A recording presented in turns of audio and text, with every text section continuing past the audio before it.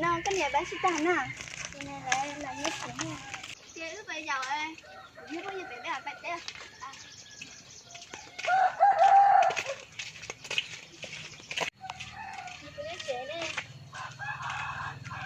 Nước lên rồi bên đó. Trời ơi.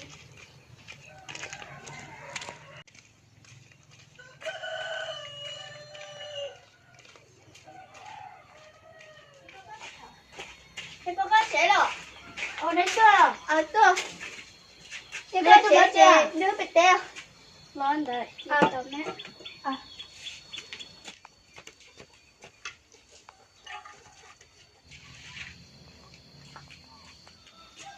Bắt tỏi đi đấy ta.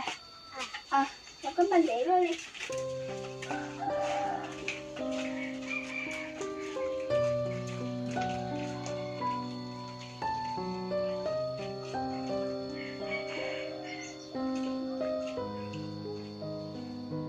Cái chân một tế bây giờ nó che sửa buồn nó bây giờ chỉ đầu đẹp quá.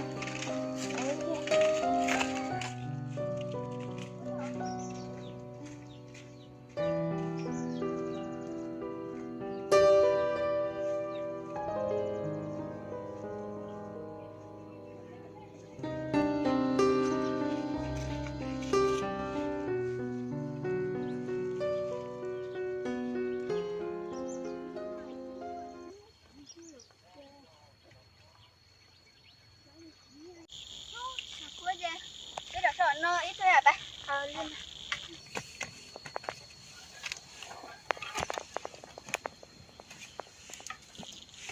Rồi tiếp nha. Nó đẹp thế. Nó đần đá là bút tí trống tí à? Chứ bút tí trống tí không? Thế tôi chỉ con sơ. Tôi có tên nó là tên mà sơ. Chị ấy biết chị nhớ cá tuần rồi. Sáng tiền thì tuần à hả? Thế là 9 bát rồi. Ê, cơ bay để xe, hồ sĩ xe lên nào, cái xe thở. Bay để xe rồi, cũng sẽ sử dụng xe nào. Con nè, đi xí chơi rồi. Chào các chị cháu ơi. Đùa. Bé mù quá, sao bé mù xí thôi, bé à?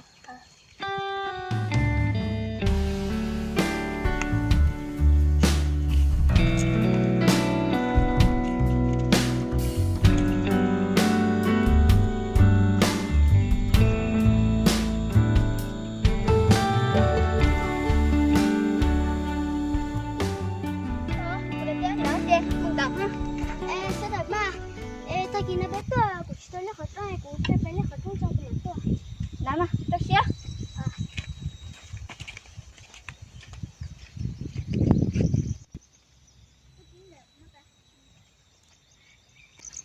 Cho cậu thế nào? Chị té, biết chị tao quá chị. Tôi nói tên đó to.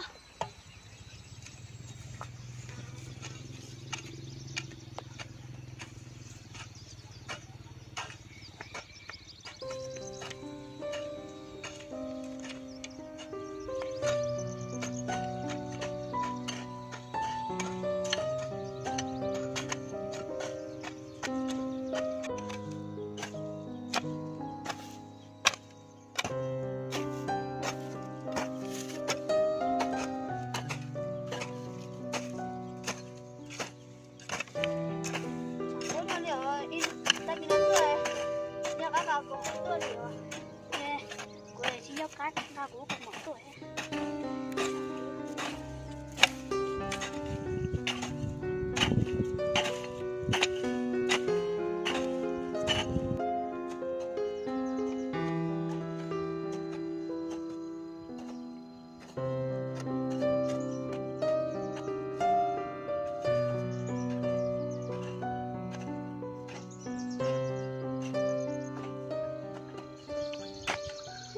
Cô itu tan đầu chè, như vậy nó sửa cái mặt tôi được.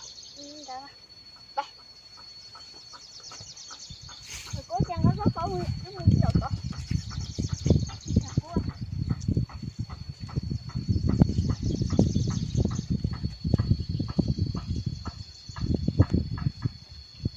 Xá theo liền. Thằng cố ra liền chỉ tao té liền. Cố.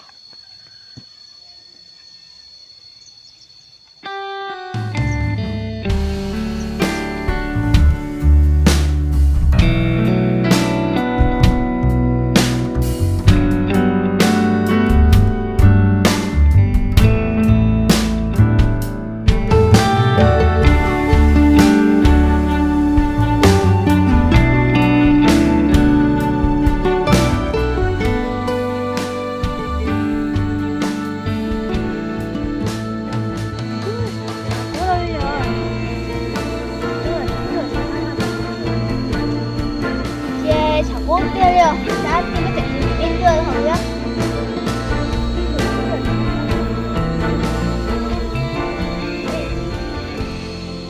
Đây chỉ lý còn một tươi tiền chế ha, chẳng có ở đâu chỉ tập tệ nhá.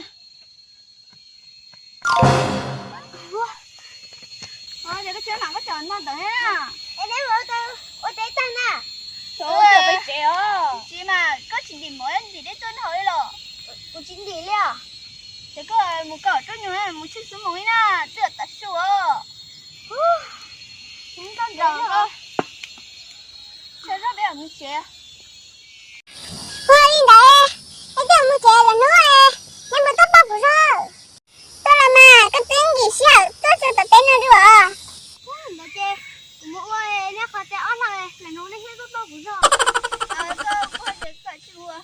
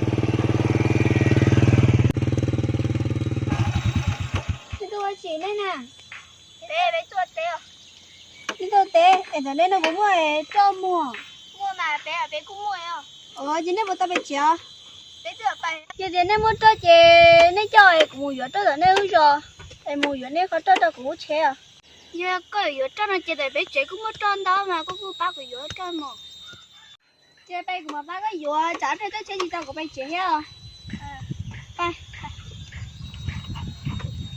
chị sẽ nếu giờ nhớ vào đây tối nếu không đâu mà lại nó cả tao đã ma nên đâu có thằng gỗ chế đâu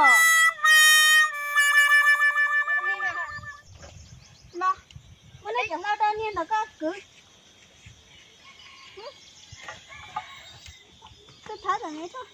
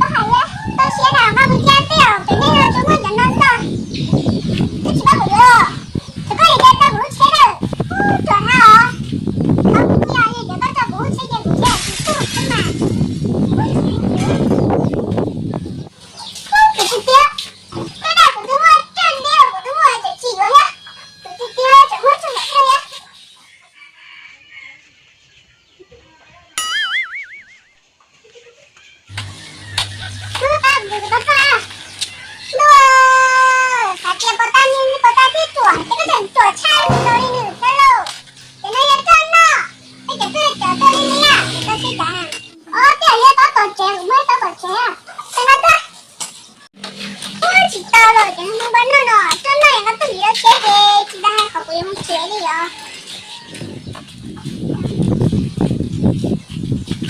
打仗，哎呦，这个打仗是线了哟，大家都快觉得老师嘛，然后他的名字啊，看他们的六人呢，不知道等下在学校待到是什么人呀？有的丢，整个就到线了哈，知道了。题目嘞，题目都得去了。等那个班有活动啊，等那个题目老师嘛，就把节目那讲到了你的不切的，我说了那个到写老师嘛，你们在我这里怎么好好的嘞？结果那卡了，我那你和那个好上，那现在才哭了。拿这张好了，咱们做这个。Oh no! 能回来好，明天带火，明天管他出来，明天姐有人能接着。你好大，加油！哦，等等我来，就早就写少了，好了。好了，哦，现在你好，内容等着我。你好诶，咱们再休息，再休息再好。啥子都带我给公子练很多夜里跟我，哇，这题目都整天不好受哦。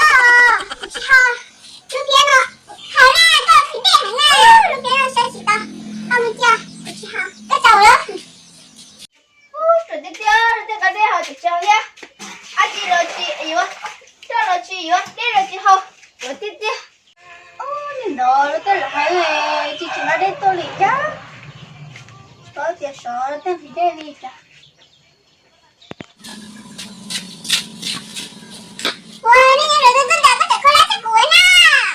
这个真真白哟！哦，跟我这张躲得掉，你那些整他妈呆了，你老背着我这还收了嘛？那我整年跳都个几个都不够哟，我这才能吃饭呢。哇，还说要酒，这这个人吃饭了呢。哦，我整多哈，那是到干大了，那还收就是到包片。哎，干大要去。年那那不可以推动的，有年纪可以推出的。说他啊，你个啥的，可知道干大的，跟我有个女朋友哎，但是我都很那个啥，搞不弄我女朋友了，你找到了过了哎，妈的没钱啊，你有个女朋友对，知道很难的，大家别其他搞了，反正上节。